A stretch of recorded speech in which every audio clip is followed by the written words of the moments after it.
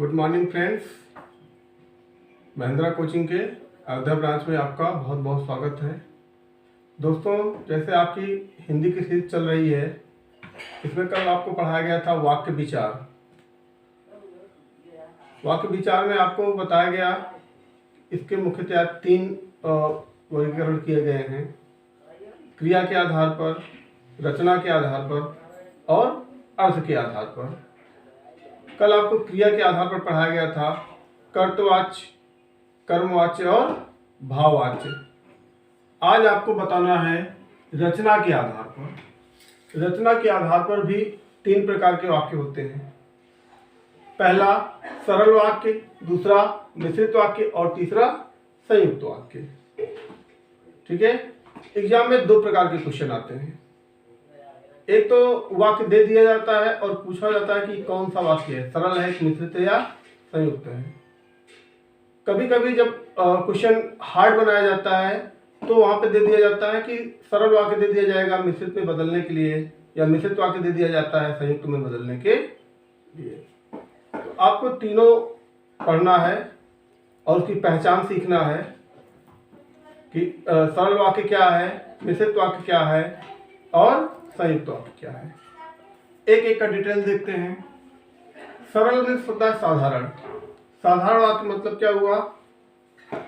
Hindi English में इसको हम कहते हैं सिंपल सेंटेंस। ठीक है। और हिंदी में जो है सरल वाक्य या साधारण वाक्य। यदि किसी वाक्य में एक उद्देश्य या एक ही विधेय का प्रयोग होता है, एक उद्देश्य मतलब एक कर्ता। ठीक है। एक उद्देश्य का मतलब क्या हुआ? एक कर्ता, और उस एक कर्ता के लिए एक विधेय अर्थात एक क्रिया आ रही है, तो वाक्य क्या है? साधारण है। अगर एक से अधिक क्रिया आ जाएगी तो वाक्य क्या हो जाएगा? कॉम्प्लेक्स हो जाएगा या कंपाउंड हो जाएगा, अर्थात मिश्र वाक्य हो जाएगा या संयुक्त वाक्य हो जाएगा। अंग्रेजी में भी इसकी परिभाषा आप लोग जानते होंगे कि in a sentence which we find only one finite verb that is called simple sentence. जहां पे एक फाइनाइट वर्ब पाई जाए अर्थात एक मुख्य क्रिया पाई जाए, वही क्या है? साधारण वाक्य है। ठीक है। तो एक बात तो यहाँ पे आपको कंफर्म हो गई है कि यहाँ पे एक कर्ता के साथ एक मुख्य क्रिया ही आएगी, एक से अधिक मुख्य क्रिया नहीं आ सकती है। अगर एक से अधिक सब्जेक्ट आ भी रहे हैं तो वो किसी संयोजक के द्वारा जुड़े होंगे। 2 शब्द जुड़ सकते हैं, 2 वाक्य नहीं जुड़ सकते। सिंपल की यही पहचान है। ठीक है। देखते हैं, जैसे राम पुस्तक पढ़ता है, राम पुस्तक पढ़ता है, तो यहाँ पे राम क्या है? करता है। राम क्या है? करता है। और उसके लिए एक मुख्य क्रिया आई है, क्या? पढ़ता है। एक मुख्य क्रिया आई है, पढ़ता है। अर्थात एक उद्देश्य के साथ एक जो है विधेय आई है, एक क्रिया आई है। इसी को हम फाइनाइट वर्ब भी कहते हैं। ठीक है। राम और श्याम पुस्तक पढ़ते हैं। अब यहाँ पे देखो सब्जेक्ट 2 आ रहे हैं। ठीक है। हमने बताया यहाँ पे कंजक्शन का यूज केवल 2 शब्द को जोड़ने के लिए होता है, 2 वाक्य जोड़ने के लिए नहीं होता है। ठीक है। जैसे राम और श्याम पुस्तक पढ़ते हैं, लेकिन इन दोनों जो सब्जेक्ट हैं, ये दोनों जो कर्ता हैं, इसके लिए मुख्य क्रिया कितनी आ रही? एक ही आ रही, पढ़ते हैं। ठीक है। तो जब कर्ता एक से अधिक हो सकता है, लेकिन मुख्य क्रिया उसकी क्या होगी? एक ही होगी। और दोनों संयुक्त रूप में आ रहे हैं, अलग अलग नहीं आ रहे हैं। अगर ये होता राम पुस्तक पढ़ता है और श्याम भी पुस्तक पढ़ता है, तब ये वाक्य जो है क्या हो जाता? संयुक्त हो जाता। ठीक है। तब ये वाक्य क्या हो जाता? संयुक्त हो जाता, क्योंकि 2 कर्ता अलग अलग आ रहे हैं, 2 मुख्य क्रिया आ रही है। ठीक है। 2 वाक्य बन जा रहे हैं, और 2 वाक्य जब बन जाएंगे तो वाक्य जो है सिंपल नहीं रह जाएगा। ठीक है। शेर को देख करके मैं भाग गया। अब यहाँ पे देखिए, शेर को देख करके मैं भाग गया। अब देखने का काम कौन किया? मैं। और भागने का काम कौन किया? मैं। दोनों वाक्य का कर्ता सेम है। अगर यही वाक्य ऐसे दे दिया जाए कि शेर को देख करके, ठीक है, मतलब तुमने शेर को देखा और मैं भाग गया, तो यहाँ पे ये फिर वाक्य क्या हो जाएगा? ये सिंपल नहीं हो सकता था। ठीक है। क्योंकि 2 कर्ता हो जाता है, एक यू हो जाता है, एक तुम हो जाते हैं और एक मैं हो जाता। हमने बताया कि देखने का काम भी मैंने किया, भागने का काम भी मैंने किया, ठीक है, एक ही करता आ रहा है। और ये मुख्य क्रिया नहीं है, मेन मुख्य क्रिया क्या है, भाग गया, ये नॉन फाइनाइट से, ठीक है। तो ये क्या है, सिंपल सेंटेंस है, साधारण वाक्य है, ठीक है। सरल शब्दों में समझिए कि ऐसा वाक्य जिसमें किसी कंजक्शन का प्रयोग ना हुआ हो, सिर्फ और कंजक्शन का प्रयोग होता है, जो कि दो शब्द जोड़ने के लिए, दो वाक्य जोड़ने के लिए नहीं होता है, वो क्या है, साधारण वाक्य है। बस इतना आपको याद रखना है कि ऐसा वाक्य जिसमें किसी कंजक्शन का, किसी योजक का प्रयोग न हुआ है, ठीक है, वो क्या है, सिंपल सेंटेंस है। क्लियर? चलिए अब दूसरा देखिए, मिश्र वाक्य। नाम से ही देखिए, मिश्र, अंग्रेजी में इसको कहते हैं कॉम्प्लेक्स सेंटेंस। क्या कहते हैं, कॉम्प्लेक्स सेंटेंस। कॉम्प्लेक्स मतलब होता क्या है, जटिल वाक्य या मिश्रित वाक्य। In a sentence in which we find a principal clause and one or more its subordinate clause connecting with subordinating conjunctions, ठीक है। एक ऐसा वाक्य जिसमें एक प्रधान उपवाक्य होता है, एक प्रधान उपवाक्य होगा और एक या एक से अधिक इसका आश्रित उपवाक्य होगा, ठीक है। वो एक भी हो सकता है, एक से अधिक भी हो सकता है, इसका आश्रित उपवाक्य होगा, और जो कि आश्रित उपवाक्य के योजक से जुड़े होंगे, अर्थात सबऑर्डिनेटिंग कंजक्शन से क्या होंगे, जुड़े होंगे। अब यहाँ पे दो बात आपको क्लियर हुई कि यहाँ पे दो उपवाक्य आएंगे, एक प्रधान उपवाक्य और एक आश्रित उपवाक्य, ठीक है। और वो किसी न किसी कंजक्शन से जुड़े होंगे, किसी न किसी योजक शब्दों से जुड़े होंगे, तो वो कहलाएगा मिश्र वाक्य, कहलाएगा कॉम्प्लेक्स सेंटेंस कहलाएगा।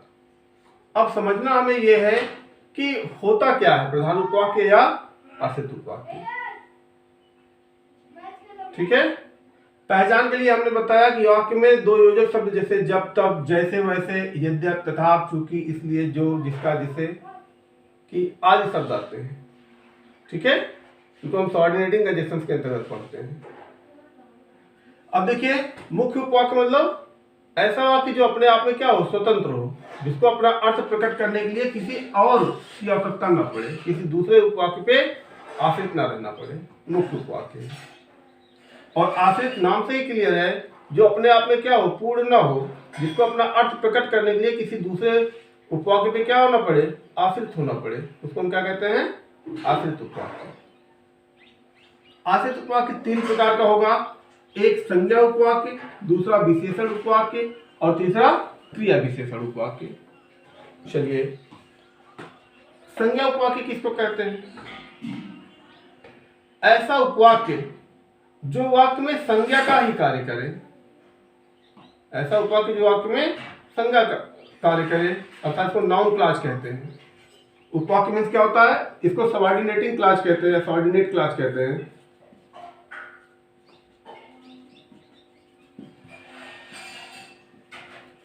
ठीक है।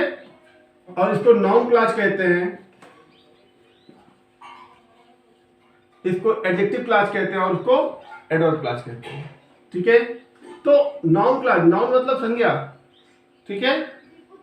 संज्ञा किस रूप में आता है वाक्य में, कर्ता का काम करता है, कर्म का काम करता है, ठीक है, सब्जेक्ट के रूप में आता है, कर्म ऑब्जेक्ट के रूप में आता है और कॉम्प्लीमेंट के रूप में आता है, प्रीपोजिशन के साथ आ सकता है। तो ऐसा उपवाक्य जो वाक्य में कर्ता का काम करे, अर्थात संज्ञा का काम करे, कर्म का काम करे, वो उपवाक्य क्या कहलाएगा, संज्ञा उपवाक्य। इसको पहचानने का सबसे आसान तरीका है जिसमें की शब्द आएगा, एक शब्द आपको फोकस करना है। एग्जाम में आपको क्या ढूंढना है, केवल की मिल गया तो जान लेना कि क्या है, वो मिश्र वाक्य है, ठीक है। और मिश्र में क्या है, संज्ञा उपवाक्य, नाउन क्लॉज है। की मिल जाए, कि कब, समय प्रकट करने के लिए क्या आएगा, की कब, स्थान बताने के लिए की कहां, मैनर बताने के लिए की कैसे, मात्रा बताने के लिए की कितना, संख्या बताने के लिए की कितने, की कौन सा, वस्तु बताने के लिए की क्यों, रीजन बताने के लिए, कारण बताने के लिए। तो जो भी प्रकट करना है उसके साथ क्या लग जाएगा, की लग जाएगा। और कुछ नहीं प्रकट करना है तब केवल की लग जाएगा, केवल स्टेटमेंट आएगा तो क्या लग जाएगा, की। तो की आपको देखना है, जहां की आप देखेंगे तुरंत आप जान लेंगे कि क्या है, ये मिश्र वाक्य है। ठीक है, जैसे गांधी जी ने कहा कि सदा सत्य बोलो। अब गांधी जी ने कहा, ये वाक्य अपने आप में पूर्ण है, इसको किसी और वाक्य की जरूरत नहीं, इसको अपना अर्थ प्रकट करने के लिए। ठीक है, तो गांधी जी ने कहा कि अब ये क्या है, प्रधान उपवाक्य है, और क्या है, सदा सत्य बोलो, सदा सत्य बोलो, ये क्या है, आश्रित उपवाक्य। ठीक है, तो ऐसे मान लीजिए कब का एग्जाम्पल लेंगे, जैसे मुझे नहीं पता कि वो कब आता है, मुझे नहीं पता कि वह कब आता है, टाइम बताना है। मैं नहीं जानता कि वह क्यों रो रहा है। ठीक है, तो कि क्यों आ रहा है। मुझे नहीं पता कि अंग्रेजी कैसे बोली जाती है, क्या है, मैंने बता रहे हैं। ठीक है, या मुझे नहीं पता कि कितना बज रहा है, तो कि कितना, कि कैसे, कि कब, कि क्यों, कि कहां, जब की के साथ कोई क्वेश्चन वर्ड आएगा तो आपको याद रखना है वो क्या है, मिश्र वाक्य है, संज्ञा उपवाक्य है, मिश्र वाक्य का संज्ञा उपवाक्य है। ठीक है, कंफर्म। देखिए ऐसे ही दूसरा आया विशेषण उपवाक्य। दूसरा क्या आया, विशेषण उपवाक्य। विशेषण उपवाक्य मतलब ऐसा उपवाक्य जो वाक्य में विशेषण का काम करे, विशेषता बताए। यहाँ पे हम रिलेटिव प्रोनाउंस का यूज करते हैं। अंग्रेजी में आप लोग अगर पढ़े होंगे तो रिलेटिव प्रोनाउन, हु, हुम, हुज, व्हिच, दैट। ठीक है, रिलेटिव प्रोनाउन का जो, जिसे, जिसका, जिन्हें, जिनकी, ठीक है, संबंध बताने के लिए आते हैं। तो जहां पे मतलब रिलेटिव प्रोनाउन संबंध सूचक जो है सर्वनाम का जहां पे प्रयोग करते हैं वो कौन सा उपवाक्य होता है, विशेषण उपवाक्य होता है। जैसे एग्जाम्पल के लिए देखिए आप लोग,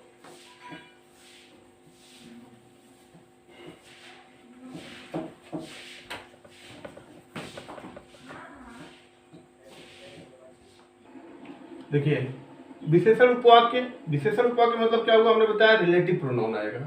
ठीक है, रिलेटिव प्रोनाउन मतलब जो, जिसे, जिसका, जिन्हें, जिनकी, संबंध बताने के लिए। ठीक है, नाउन से, संज्ञा से संबंध बताने के लिए जो कंजक्शन का यूज होता है उसे हम क्या कहते हैं, विशेषण उपवाक्य कहते हैं। आपको पहचानना क्या है, जो, जिसे, जिसका, जिसका, जिसके, जिनकी। ठीक है, ये शब्द जहां पे आ जाएंगे संयोजक के रूप में तो आपको याद रखना है वहां पे मिश्र वाक्य है और विशेषण उपवाक्य है। ठीक है, जैसे जो बच्चा यहाँ खड़ा है वह मेरा भाई है। अब जो बच्चा यहाँ खड़ा है, बच्चे की विशेषता बताई जा रही है, जो बच्चा यहाँ खड़ा है। ठीक है, तो ये क्या है, आश्रित उपवाक्य है। जहां पे कंजक्शन लगा होगा उसको हम क्या कहेंगे, आश्रित उपवाक्य कहेंगे। वह मेरा भाई है, ये क्या है, मुख्य उपवाक्य है। या वही कलम है, कलम की विशेषता बताई जा रही है, जो तुमने मुझे दिया था, जो तुमने मुझे दिया था। तो जो शब्द आ गया, यहां भी जो आ गया। ठीक है, जो या जो की भी आ सकता है, जो कि तुमने मुझे दिया था। तो ये क्या है, ये कंजक्शन वाला वाक्य आश्रित उपवाक्य कहलाएगा और दूसरा क्या कहलाएगा, मुख्य उपवाक्य कहलाएगा। ठीक है, ऐसे तीसरा आएगा क्या, क्रिया विशेषण उपवाक्य। क्या आएगा, क्रिया विशेषण उपवाक्य। क्रिया विशेषण में याद रखना हमेशा कुछ अपवाद छोड़ करके ज्यादातर दो संयोजक आएंगे। ठीक है, जैसे जब के साथ तब, जहां के साथ वहां, जैसे के साथ वैसे, चूंकि के साथ इसलिए, यद्यप तो, तथा, यद्यप तथा, यदि तो, या पहले पूर्व, बाद या पश्चात, जो ही त्यों ही। ठीक है, ये सारे शब्द जो है कंजक्शन के रूप में आएंगे, तब भी आपको याद रखना है वो क्या है, मिश्र वाक्य है। ठीक है, 60 में आपको केवल इतना याद रखना है कि सिंपल में कोई कंजक्शन नहीं आता है और कॉम्प्लेक्स में, मिश्र में जो है बिना कंजक्शन के वाक्य नहीं आता है। यहाँ पे दो वाक्य हो सकते हैं, दो, तीन हो सकते हैं। ठीक है, और जो किसी न किसी योजक शब्दों से क्या होते हैं, जुड़े होते हैं, और मुख्यतः योजक शब्द यही है। इसको आपको याद रखना है। अगर ये योजक शब्द आ रहे हैं तो वाक्य मिश्र है, और इसके अलावा कुछ और हैं जो अभी आपको संयुक्त में बताया जाएगा, वो आते हैं तो वाक्य संयुक्त है। ठीक है, चलिए कुछ वाक्य इसका भी देख लेते हैं। क्रिया विशेषण उपवाक्य। क्रिया विशेषण नाम से क्लियर है, क्रिया की विशेषता बताएगा। ठीक है, यहाँ पे दो कंजक्शन आते हैं, जब तब, जहां वहां, जैसे वैसे, चूंकि इसलिए, यदि तो, यद्यप तथा, पहले पूर्व बाद पश्चात, ज्यों ही त्यों ही। ठीक है, जैसे जब मैं आया तब तुम सो चुके थे। ठीक है, जब मैं आया जिसमें कंजक्शन लगा है ये क्या कहलाता है? आश्रित उपवाक्य कहलाता है। और बाद वाला जो है क्या कहलाता है? मुख्य उपवाक्य कहलाता है। आपको याद रखना है कि जब दो कंजक्शन वाले उपवाक्य आएंगे जहां पे जैसे जब तब, जहां वहां, तो जो पहला होगा वो आश्रित होगा और दूसरा वाक्य क्या होगा? मुख्य उपवाक्य होगा। इसको हमेशा याद रखना है। तो जब मैं आया तब तुम सो चुके थे, तो ये आश्रित उपवाक्य हो गया। जब मैं आया ये वाक्य अपने आप में पूर्ण नहीं है, जब तक इसको तुम कहोगे नहीं तुम सो चुके थे तब तक ये वाक्य अपने आप में पूर्ण नहीं होगा। या डॉक्टर के आने से पहले रोगी मर चुका था। ठीक है, रोगी के जाने के बाद डॉक्टर मर गया। ठीक है, तो पहले बाद भी जब वाक्य आएगा, यहाँ पे दो कर्ता है, एक डॉक्टर है एक रोगी है और दो मुक्रिया आ रही। जब दो कर्ता दो मुक्रिया आएगी तो वाक्य क्या होगा? कॉम्प्लेक्स होगा। और या ये पहले और बाद कंजक्शन से क्या है? जुड़ा हुआ है। अगर यही एक कर्ता होता, एक मुक्रिया होती तो वाक्य क्या होता? सिंपल होता। ठीक है, साधारण वाक्य होता। या चूंकि वह ईमानदार है इसलिए उसे सब पसंद करते हैं। अब यहाँ चूंकि लगा हुआ है, चूंकि इसलिए आ रहा है तो पहला वाक्य आश्रित हो जाएगा और दूसरा क्या हो जाएगा? मुख्य उपवाक्य हो जाएगा। ऐसे ये तुम पढ़ोगे तो तुम पास हो जाओगे। यहाँ पे देखो यदि कंजक्शन लग के आ रहा है तो पहला वाक्य आश्रित हो जाएगा, दूसरा मुख्य उपवाक्य हो जाएगा। तो इस प्रकार आपको मिश्र वाक्य और संयुक्त वाक्य साधारण वाक्य दोनों पढ़ाया गया। साधारण में आपको क्या ढूंढना है कि कोई भी कंजक्शन नहीं होगा, एक कर्ता के लिए एक मुक्रिया ही होगी। ठीक है, या और शब्द से अगर जुड़ा भी होगा तो दो शब्द जुड़े होंगे, दो वाक्य नहीं जुड़े होंगे।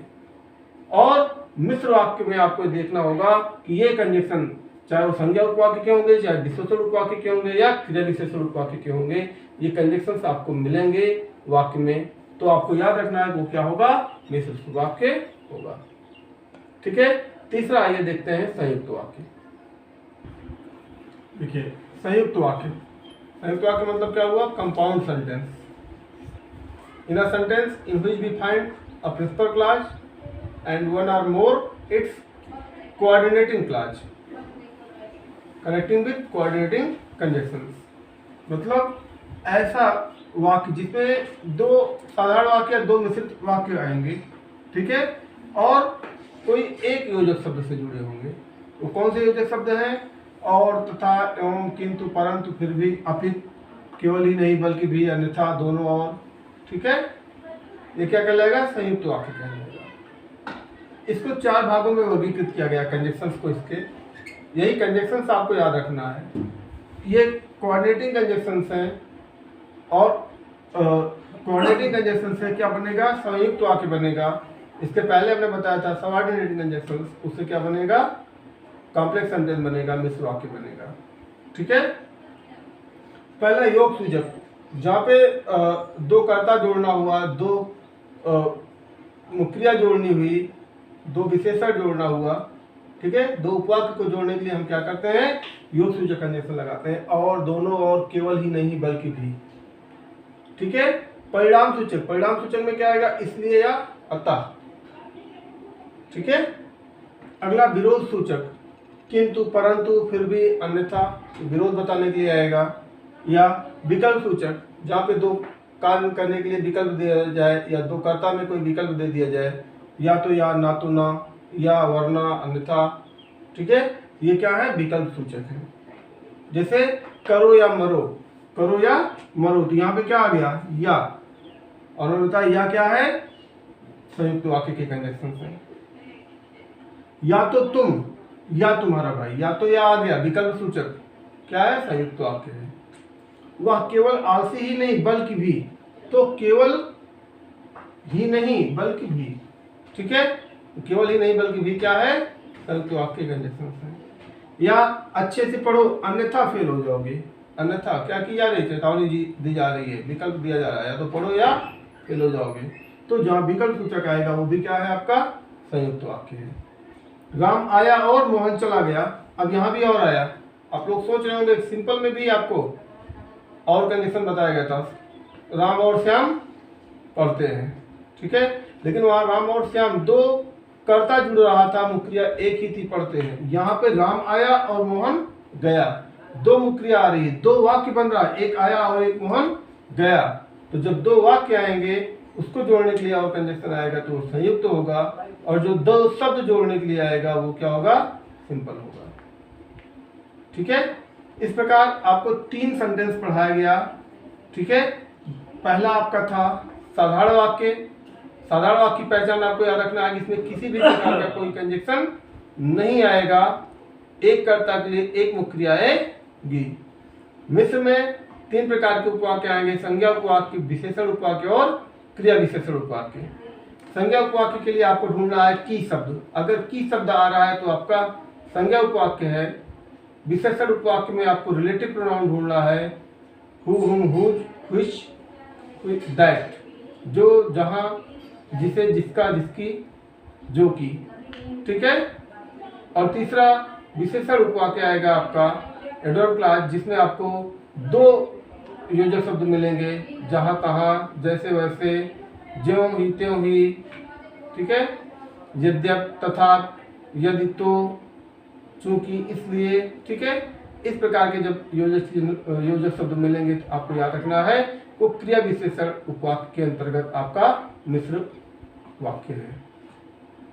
तीसरा आपका संयुक्त वाक्य है। संयुक्त वाक्य में आपको ये सारे योजक चिन्ह याद रखने हैं। यहाँ पे वाक्य अपने आप में पूर्ण होगा, किसी पर आश्रित नहीं होगा, ठीक है। वाक्य अपने आप में पूर्ण होगा, कोई क्वेश्चन उस पर नहीं बनेगा, ठीक है। दोनों अपने आप में स्वतंत्र होंगे, बस किसी निश्चित एक योजक से जुड़े होंगे, वो या तो योग सूचक होंगे, या परिणाम सूचक होंगे, या विरोध सूचक होंगे, या विकल्प सूचक होंगे, ठीक है। इसी के साथ आपका ये टॉपिक भी कंप्लीट हुआ। वाक्य विचार में अभी एक टॉपिक बचा हुआ है जो अगले वीडियो में आपको दिया जाएगा। वीडियो को पूरा देखिए, लाइक कीजिए, सब्सक्राइब कीजिए, अपने दोस्तों के साथ शेयर कीजिए। Thank you, thanks for watching.